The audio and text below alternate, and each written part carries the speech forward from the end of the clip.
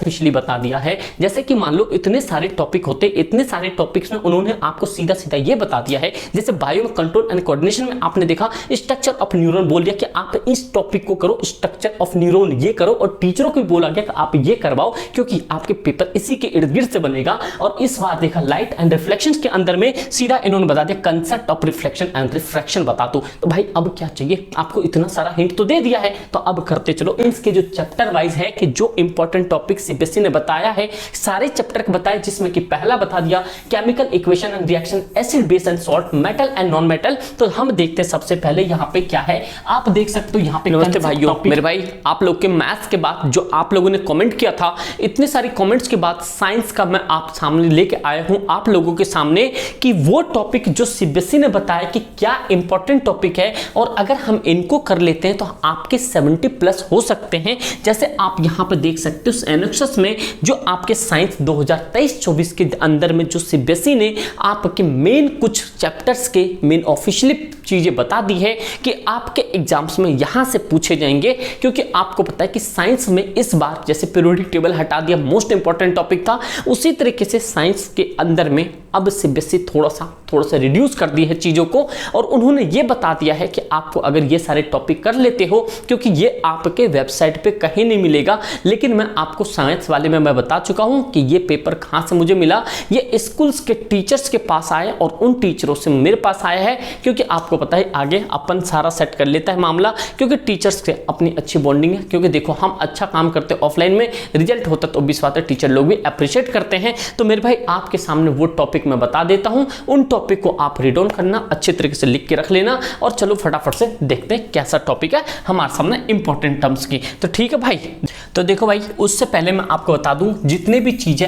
ये आपके सामने ऑफिशियल है, जो कि आपके स्कूल्स में टीचर लोग को ये एक्टिविटी दी गई है कि आप लोग बच्चों को वही टॉपिक कराओ जो सीबीएसई ने रिकमेंड करके दिया है। तो ये भाई बिल्कुल बिंदास हो जाना, जो भी चीजें ऑफिशियल है। और आपको पता है कि इस चैनल पे हमेशा चाहे इंपॉर्टेंट कंसेप्ट से लेके क्वेश्चन तक, क्वेश्चन से लेके न्यूज तक हमेशा ऑथेंटिक ही मिला है। तो मेरे भाई आप लोग टेंशन ना लो, जो भी चीजें एकेडमिक सेशंस ये आपके बिल्कुल ऑथेंटिक है, बस ये पॉइंट याद रखना है आपको। अब देखो साइंस में जो इंपॉर्टेंट टॉपिक करना कौन कौन सा है और छोड़ना कौन कौन सा है, चलो देखते हैं फटाफट से। भाई आपके सामने यहाँ पे दिख गया साइंस का सेशन 2023-24 के जो आपके यहाँ पे जो इन्होंने बता दिया बेसिक कॉम्पिटेंसी वाले हैं, मतलब कि आपको ये टॉपिक करके ही जाना है। तो अब दिल दिमाग लगा के सुन लो कि सीबीएसई की डिमांड पे जैसे मैथ्स का आपको पता चल गया कि आपको सिर्फ ये टॉपिक करना है, तो अगर आप 50-60 प्लस चले जाओगे, उसी तरीके से साइंस का भी बता दिया है। तो मेरे भाई आप लोगों ने बताया साइंस का बताओ,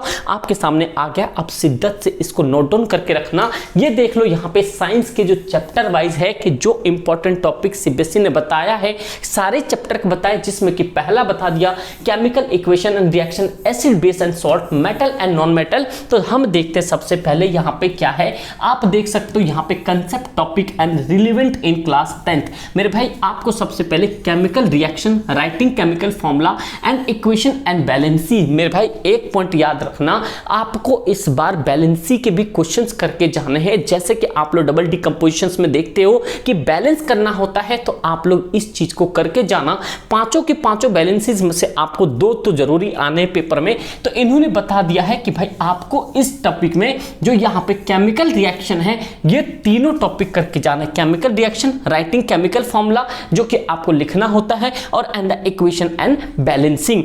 दूसरा चैप्टर जो कि आपके सामने एसिड बेस एंड सॉल्ट है, इसके अंदर में इन्होंने सिर्फ 3 टॉपिक दिया है, और इन 3 टॉपिक से आपके क्वेश्चंस बनने के चांसेस हैं। तो अब समझ रहे हो इनका सिनेरियो क्या है कि जब इन्होंने ये बता दिया है कि साइंस के अंदर भी मुश्किल चीजें नहीं आएंगी, आपको हर एक चैप्टर से 2 से 3 टॉपिक दे रहे, आप उसी को रगड़ के पढ़ लो। तो मेरे भाई अब तो पढ़ लो मेरे भाई। अब देखो कौन कौन सा type of acid base and salt with example आ सकता है, न्यूट्रल एंड सिंथेटिक इंडिकेटर्स आ सकता है, neutralization reaction, use of common acid base salt. अब मैं आपको यहां से एक पॉइंट बता दूं, यहां पे जो एक मोस्ट इंपॉर्टेंट पॉइंट क्या है, यहां पे neutralizations and reactions of use of common, ये आपके लास्ट ईयर भी यहीं से टॉपिक बने थे। तो मेरे भाई इस टॉपिक को अच्छे से करके चलो, वरना भाई दिक्कत हो जाएगी। आप लोग को ये सारा करके चलना चाहिए, समझ रहे हो बात को। उसके बाद आ जाओ आप यहाँ पे मेटल एंड नॉन मेटल, जिसमें कि आपके फिजिकल प्रॉपर्टी और केमिकल प्रॉपर्टी आता है।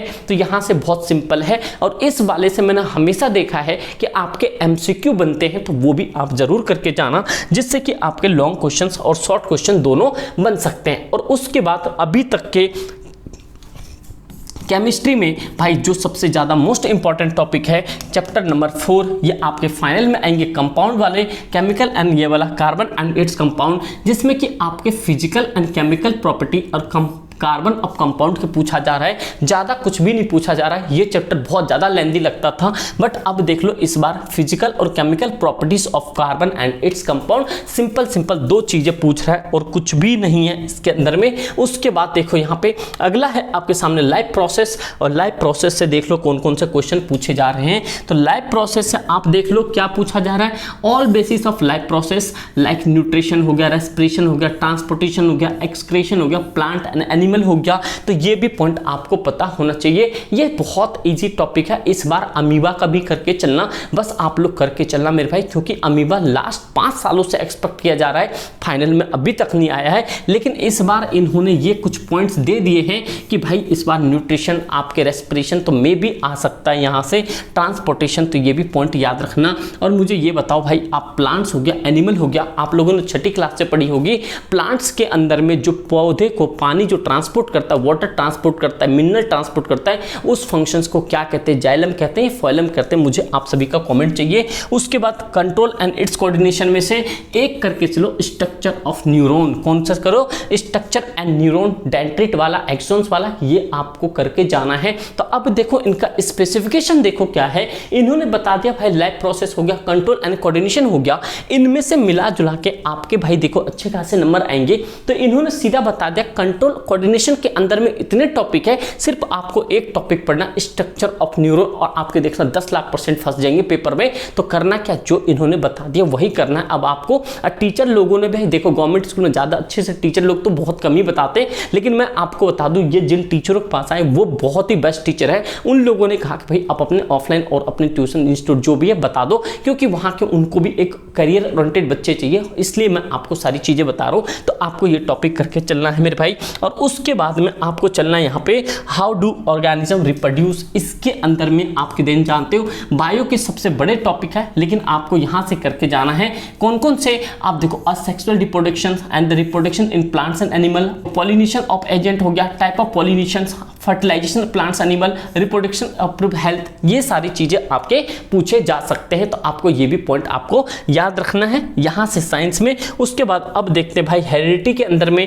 आपके क्रोमोजोम्स पूछे जा सकते हैं। हेरिडिटी के अंदर में क्रोमोजोम्स, और आपको पता होना चाहिए कितने क्रोमोजोम्स है आपके, टोटल 44 क्रोमोजोम्स होते हैं, जिसे हम ऑटो क्रोमोजोम्स कहते हैं। ये लास्ट ईयर पूछा था। अब 46 पेयर ऑफ क्रोमोजोम्स होते हैं। तो ये भी पॉइंट आपको पता होना चाहिए। अगर साइंस भाई जिस दिन पढ़ा दे उस दिन तो फिर तबाही मच जाएगी, लेकिन टाइम नहीं हो पाता, इसलिए मैं आपको सिर्फ मैथ्स करवा देता हूँ और एसएसटी इंग्लिश। देखो लाइट एंड रिफ्लेक्शन में से आपको कंसेप्ट ऑफ रिफ्लेक्शन करना है। अब एक पॉइंट देखो, आपको सीबीएसई ने ये ऑफिशियली बता दिया है, जैसे कि मान लो इतने सारे टॉपिक होते, इतने सारे टॉपिक्स में उन्होंने आपको सीधा सीधा ये बता दिया है, जैसे बायो में कंट्रोल एंड कोऑर्डिनेशन में आपने देखा स्ट्रक्चर ऑफ न्यूरॉन बोल दिया कि आप इस टॉपिक को करो, स्ट्रक्चर ऑफ न्यूरॉन ये करो, और टीचरों को भी बोला गया कि आप ये करवाओ, क्योंकि आपके पेपर इसी के इर्द गिर्द से बनेगा। और इस बार देखा लाइट एंड रिफ्लेक्शंस के अंदर में सीधा इन्होंने बता दिया concept of reflection and refraction बता दो। तो भाई अब क्या चाहिए आपको, इतना सारा हिंट तो दे दिया है, तो अब करते चलो। इसके बाद कोई भी फायदा ना है इधर उधर देखने का।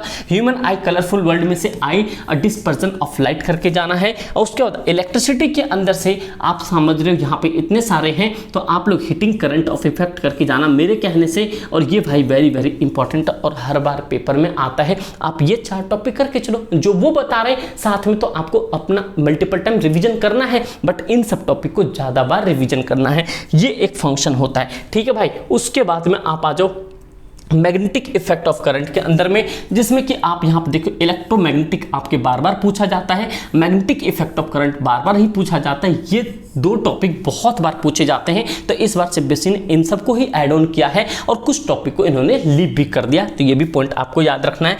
आवर इन्वायरमेंट में देखो biotic, abiotic component, ecosystem, food chain, तो मेरे भाई यहाँ से इन दोनों टॉपिक को कर चलो और मैं आज गारंटी दे रहा हूँ 10 लाख %, 1000 क्या 10 लाख % मैं टॉप आपको 110% श्योरिटी देता हूँ, इन दोनों टॉपिक से आपके यहाँ पे आवर इन्वायरमेंट के अंदर से क्वेश्चंस बन जाएंगे। सीबीएसई क्या इतना तो अपना भी एक्सपेक्टेशन है और प्रेडिक्शंस है कि आपके टॉपिक यहाँ से बन जाएंगे, तो ये भी पॉइंट आपको याद रखना है। और आपको एक पॉइंट और दिखा देना है कि देखो क्या कहना चाहता है, ये जो थे ऑफिशियली जो ये पेज था, ऑफिशियली जो इन्होंने डेटा बता रखा है सीबीएसई ने जो टीचरों को दिया, for learning increment and the general competency only, मतलब कि आपको ये सब चीजें बिल्कुल भी आपको सीक्रेट सी चीजें रखनी है, लर्निंग के लिए आपको दिया जा रहा है और जनरल कॉम्पिटेंसी के लिए, तो जिससे कि आप सारे आप अच्छे तरीके से इन सब टॉपिक को तैयार कर सकते हो और अच्छे लेवल पे तैयारी कर सकते हो मेरे भाई। तो आपको सारी चीजें पता चल गई और आप लोगों ने कहा था कि भाई साइंस का चाहिए, तो मैंने आपको साइंस का कर दिया।